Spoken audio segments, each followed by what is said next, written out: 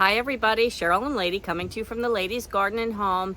And today we're going to talk about one of the most important things to keeping your garden going in the summer, watering. So I hope you join us.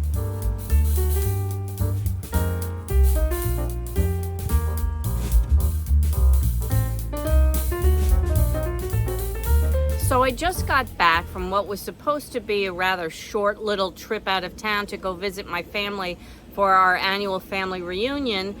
And unfortunately, there were major floods here on the East Coast, and from where I was in the Midwest, I was delayed 2 days. We had to take a hotel room in the city by the airport. And when I came back, we had, even though we had so much torrential rain, it had been a number of days. It's been a number of days now, and my plants are suffering. So I thought this would be a really good opportunity because I've been thinking of doing this kind of a series of episodes on how to keep the garden going during the summer months. And starting with watering, I think, is a really good idea because out of everything that you need to be on top of in a summer garden, it's going to be the watering. Before we get into watering, I wanted to show you what happened to my Brassica seedlings. In just 6 or 7 days, the cabbage moths came around and literally ate all of them down to the stubs. And I'm going to have to get started with them again pretty soon because now it's mid-July and I want these for a fall garden and to the winter. Anyway, just something that can happen when you're not home taking care of your garden. So I always prioritize watering, especially on days when I don't have that much time, with the containers first. Containers need to be watered at least every other day. In really hot summertime heat, like we've got upper 80s today into the 90s, then once a day, because these don't contain that much soil. And these plants are starting to get pretty big and they take a lot of water. So we're gonna start. So in these containers, if I'm up on it and I'm doing it every other day or so, I usually give them something about this size. I give them about 1/3 of a gallon.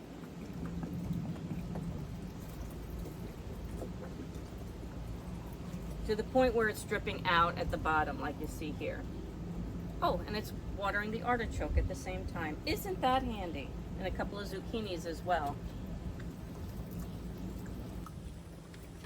When these drain so easily and so quickly, it's really difficult to overwater.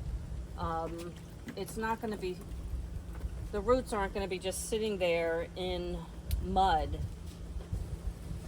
This container has like a self-watering reservoir in it, which is good because it will hold onto some moisture, but overwatering this does eventually, because it's a reservoir, but because there's like a lip to it, it does eventually drip out if I've overwatered, so I'm not that worried about it. These big pots, like I have the blueberries and the artichoke in, I'm going to just dump the entire gallon in here.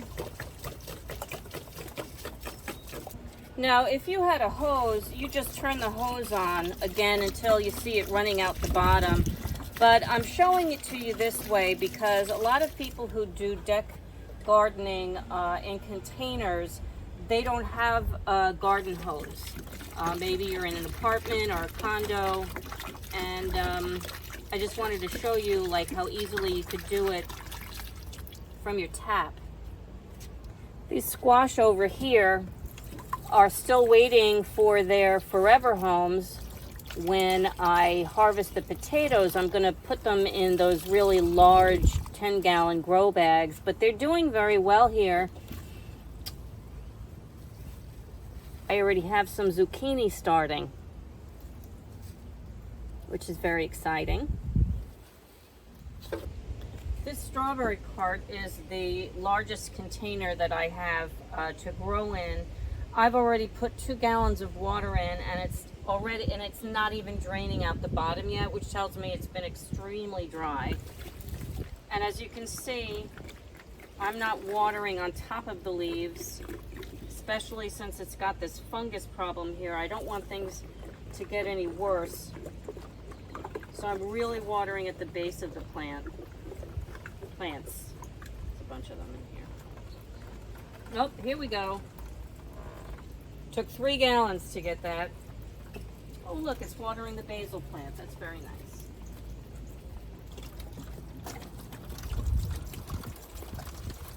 There's an old wives' tale that herbs don't need much water, and I have personally found that herbs like to be watered just as much as any other plant,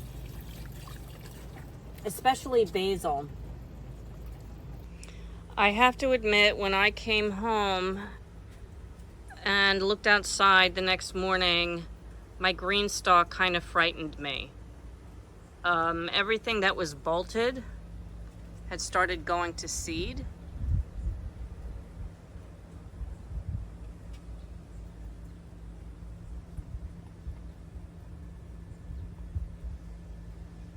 You know, these green stalks are really awesome. You've got 41 pockets and just about maybe a 3.5 diameter footprint.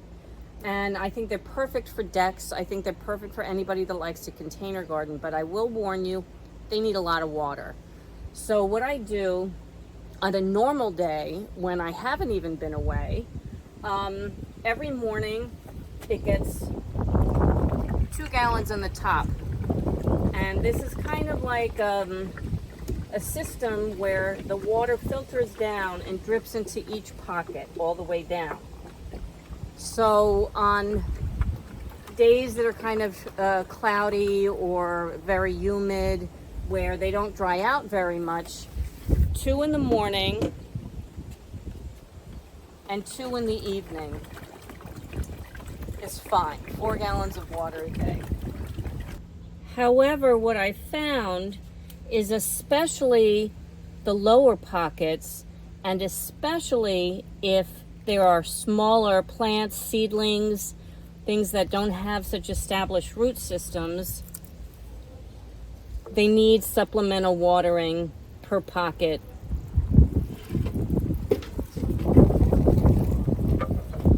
So I'm down here now in the garden, and you know, I have a lot of flower pots. I have some trees in containers. I've got potatoes in grow bags and some cherry tomatoes in grow bags, especially the cucumbers in the grow bags. So when I'm kind of triaging what really needs to be watered, so for example, we're supposed to get some rain tomorrow. I know before dark I don't have time to water everything, so what am I going to prioritize? Well, like I said, the stuff on the deck, that gets beaten by the sun. They're in shallow pots. The things in the containers and the pots down here are also going to get priority. And then we'll see if I have time to go around to some rougher looking vegetables and give them a little squirt before it gets dark. So whether you are watering in ground or watering in a pot or a container, to really know if it's necessary at this point, what you need to do is just kind of stick your finger in the dirt, soil, excuse me, not dirt, soil. And I go by if this much of my finger, like to the index finger line, if that is dry, it needs it. And boy, is this dry. Watering until the water runs out at the bottom. What's nice about these planters that I put up, I did a video on it and I'm going to link it here, but what's nice about them is that I had put some plastic on the inside, cut holes in it so that there'd be drainage, but also so the moisture with this coconut fiber wouldn't wick out and really dry out the plants very quickly. And I'm actually very impressed because out of all of the containers that I have, these still have a tiny bit of dampness to it. Now it's not a lot, so they need a water. The other thing is that's nice is directly underneath these, I've got the impatiens, and impatiens are very, very thirsty flowers. So I can go along and water up here, and they start dripping down, and they water the impatiens below. Very nice.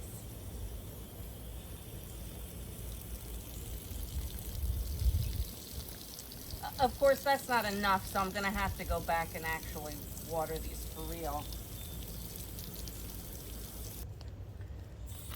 I planted these chamomile in a cement block, and cement blocks dry out very quickly. I think the cement also wicks moisture out from the soil.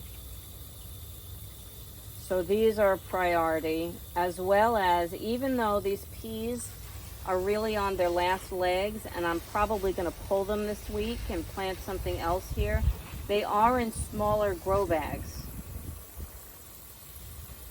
So these need water, as do the leeks in these pots here. These are just waiting to get planted from when I pull the garlic. Oh, and I forgot I put a nasturtium in a cement block here too. All right, everything in a container tonight is getting watered.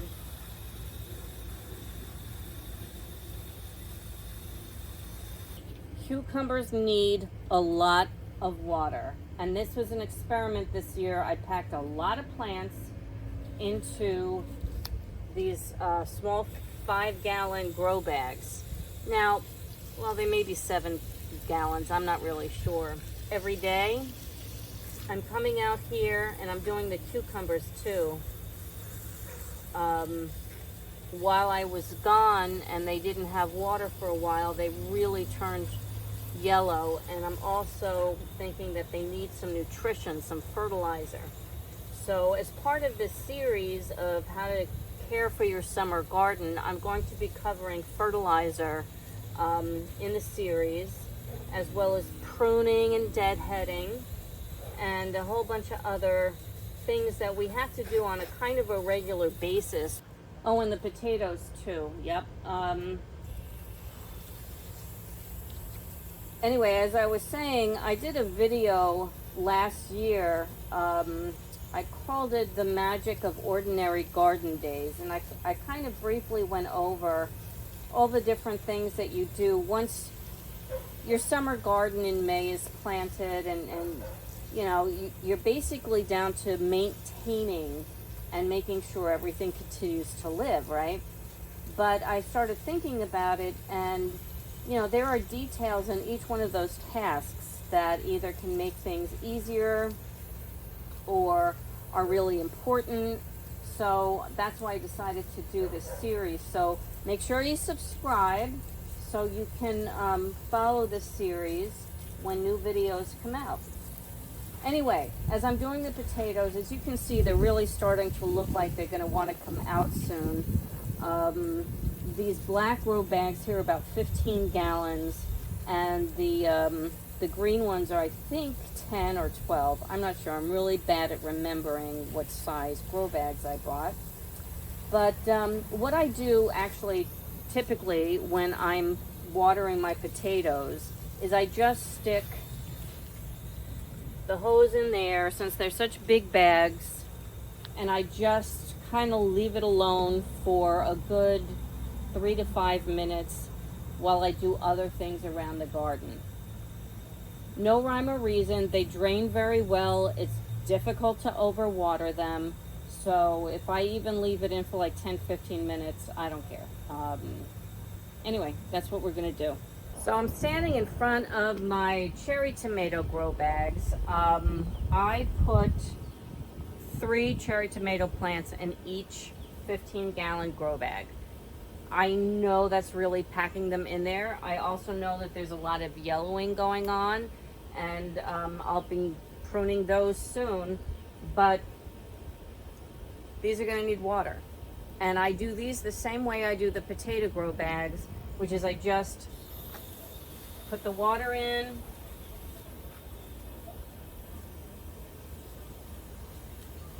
and I let it go for a good couple of minutes. I can already tell that I'm not going to have time, obviously, to water the entire garden before it gets dark. What I like to do is water one area of the garden one day, one area of the garden another day, and another area of the garden a third day, unless we get rain.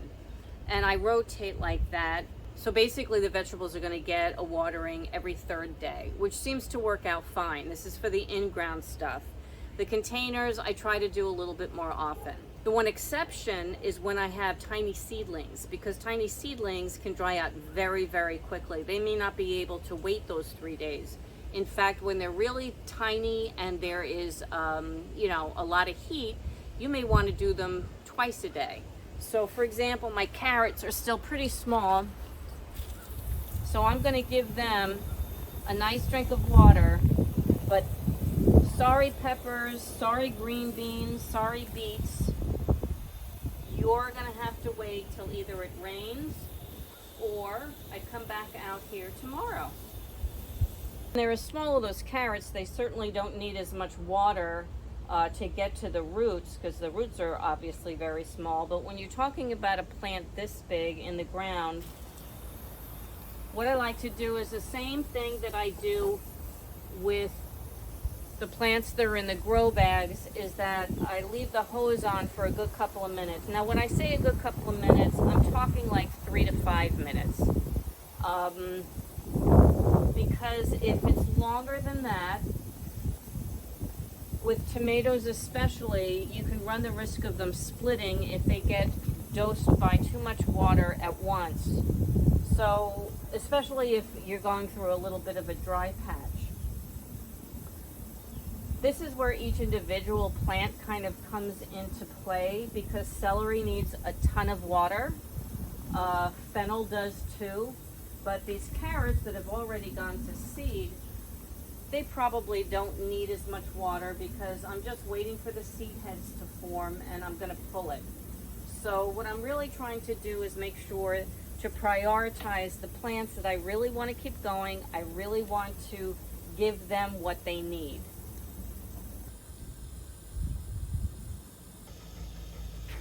Well, that's about it, everybody. I'm going to continue to water for as long as I have light. It's starting to get kind of dusk-ish. So I just wanted to say thank you, my friends, for joining us today.